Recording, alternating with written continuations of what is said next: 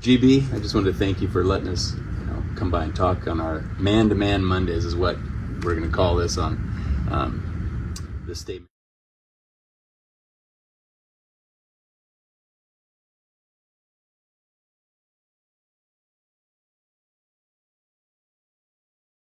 Well, I think I learned once that men, a lot of times it's not that, I'm not a big fan of blanket statements, but men communicate usually to compete, and women communicate to connect. And so, sometimes if we're letting people know about things that we're struggling with, then that doesn't help us compete. That's like because you're not exactly, because you got to be tough.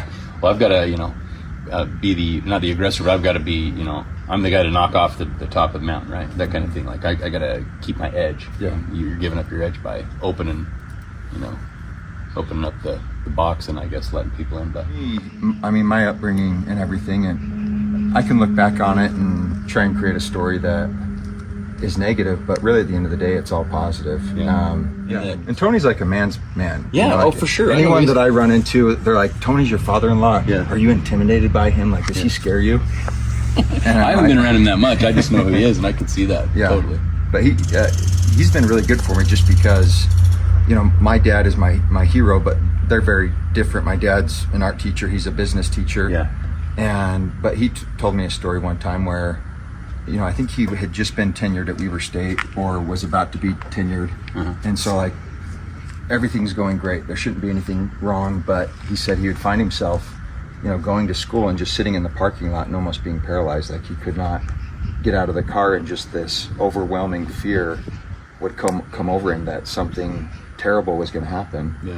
And maybe it was just getting there to the finish line of being a tenured professor, and somehow that being taken away, and he felt like everyone was against him and there was all this opposition. I don't know, I can't remember how he came out of it, but I do know he had a time where everything, had a beautiful family, everything was great, but then boom, just all of a sudden this terrible anxiety and force came upon him with some great depression, but I know he was able to come out of it. So I think that happens to a lot of men. Now it seems like I would have never thought that, for sure. I mean, for what I knew of him, I would have never thought that. And the same thing, like everything that you just said, I would say that's what Sean probably was dealing with and went through.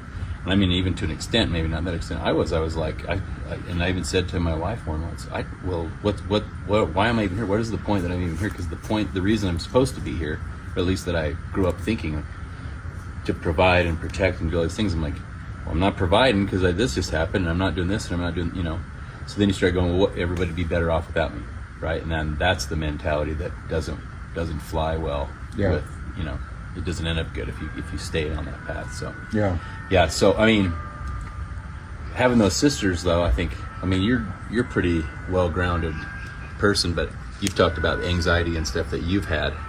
Like, where would you say what keeps you kind of, what's the way to say it, I guess, level-headed, where you're like keeping things in perspective, like, hey, this will pass, this is it's not a permanent thing, I can get through anything. That kind of stuff have you used over the years, or what do you do now? Well, I'll answer that, but I'll tell you a story first, because stories are better.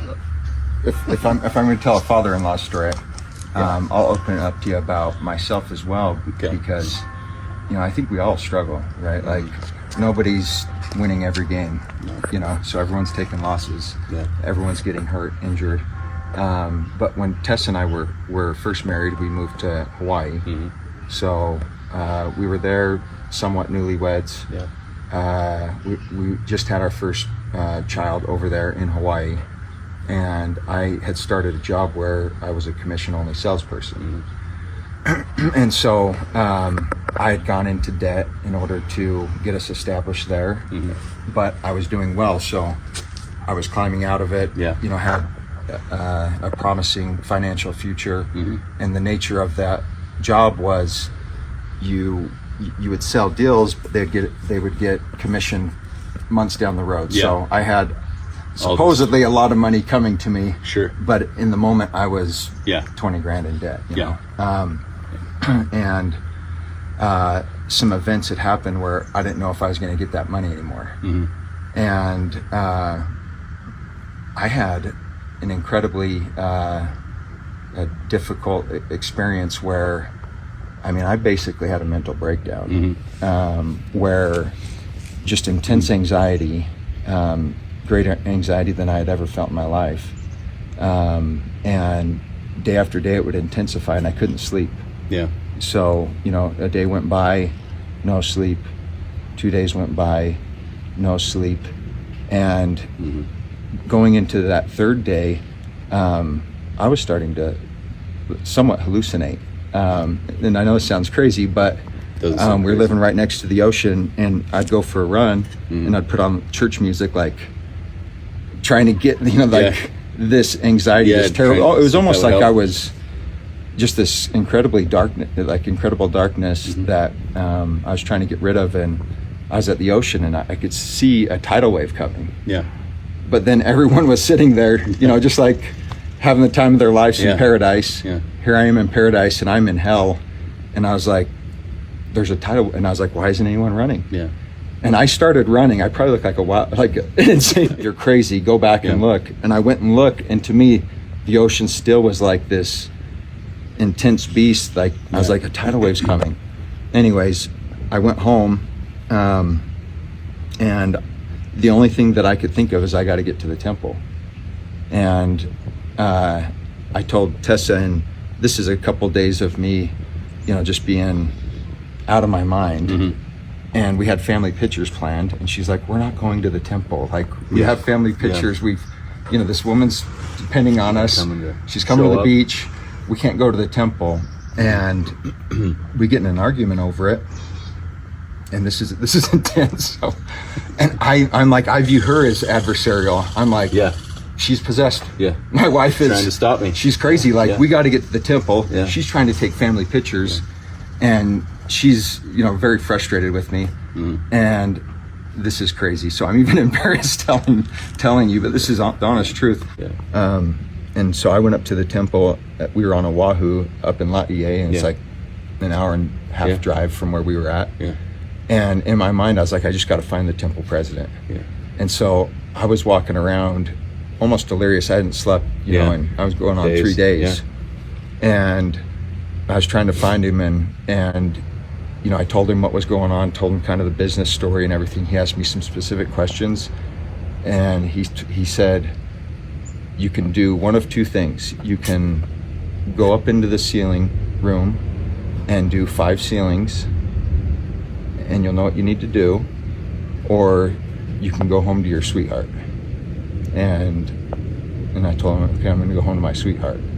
And I went home, and the anxiety was, I couldn't handle it anymore. It was like, I thought I was going to die. Yeah. And I asked Tessa if she'd go for a walk with me outside, and we went for a walk, and I was just like, pray with me, please. And I was just praying out loud. We were walking, and I was just asking for help. And it didn't go away, and we went home that night, and I just laid in her lap in our bed, and I told her, I said, I think I'm dying. And I thought it was like, I was like, this is it. Like the anxiety was so intense. I was like, this is the end. Like, and I fell asleep, and I woke up in the morning, and it was gone. And we went outside, like the sun had never been so bright, the sky was never so beautiful. I don't know what happened, but it went away. But even after that, I had to learn how to talk again. Like, she would ask me questions, and it was hard for me to function, and I felt like I lost a lot of my strength physically, and it took me a while to come back from that, but somehow, some way, that broke, and I was able to kind of get back to normal. But I think it was just like an intense situation where I don't know how my wires got crossed or something happened. I've never had something like that happen before then. I never had anything happen since. But super super intense, wild, weird experience. That I don't know what happened. I've parts of that I feel like I've gone through, but the thing that's seeing and hearing you say that, and from your perspective and your emotion, and then it's emotional to hear that, because a lot of that is almost verbatim of what Sean went through. Like I would say 80% of that he went on the same thing. He couldn't sleep, and it was for even longer, and I'm sure he didn't tell us that, but later with things that were said or talked about by him, that he was in that same boat, and he just couldn't, but he was not able to get past when it. I heard about Sean and I heard that story, like it killed me, honestly. Yeah. Because it sounded like what had happened to me, and I don't know if it was whatever that was, but I was like, man, I wish I would have known about it, because I would have went and talked to him. Sure. Because even in this last time we were in Hawaii, a woman had a similar experience. Mm-hmm. And I was able to get on the phone and talk with her, and it was like verbatim as far as what you've gone through. the anxiety and not being able to sleep. And some of that story that I there's details that I didn't share. One is that I had a friend that was out there with me, great man. He wanted really good man, and he just happened to be staying with us during that time. And I would like be trying to sleep and would pop out of bed like feeling just like an intense darkness. Mm-hmm. And I didn't want to bother Tessa or the baby because we're all in one room. And so I'd walk out in the hall, and at the exact same time he was coming out of his room, and I'm like, Mark, what are you doing? He's like, I don't know, I just woke up. And I told him what was going on, and we went downstairs into the living room. He gave me a blessing. Mm-hmm. And we had some neat, intense spiritual experiences together with that. But I think that helped. But I don't know, something I was fighting, something intense was there. But I wish I could have talked to Sean. That was the hard thing. He didn't. That was the thing. He didn't. I mean, all those things he wasn't even. I mean, towards literally almost the end is when he was telling his wife that kind of stuff. Yeah. But what do you do with that? Is when you're in her position, she was doing the best that she could to figure out how do I help this? And I don't know. It's just, and in listening to you, like, hey, I sit there and think, even just, I never thought this till just now, and listening to you tell the experience you had was like, people in my family are like, why are you acting this way? Why are you being angry? And I thought they were all the ones with the problems. And now I'm looking at going, I was to a point doing some of that same stuff, like getting angry or thinking you're doing this, or you're trying to screw me up this way, and nobody's paying attention, nobody cares about this, and it just shows me. And obviously there's levels to the roads we can go down, and I have no idea why, and I'm sure there's a lot of grief that I was dealing with that I didn't know at the time, that I've had people tell me that, oh yeah, you got to give yourself a break, and that's the thing. I think, I don't know if I was going to sum it all up, sometimes I think as men we don't just give ourselves a break. I just need to learn how to be present and mindful and be more. So now I'm learning a lot of ways now to try and be more aware of how I feel mentally and emotionally, and I think that's the biggest thing. Like I could have never imagined a couple years ago that I would ever get on anything, let somebody film, but now I see the value, obviously. Because there's so many, like you said, who knows how many other people. I know there's a few people around here that I know of that are probably struggling right now too, and who knows, whatever.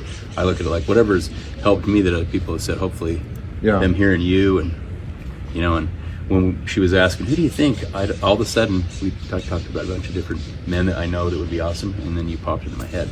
Clearly there's a reason why, because you have, I didn't know anything about that experience or that story that you have there. So anyway.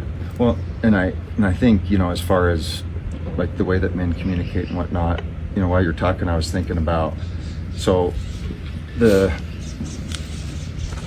Dead Sea has inlets, right? So it has water that's contributing to that body of water, but there's no outlet. Yeah.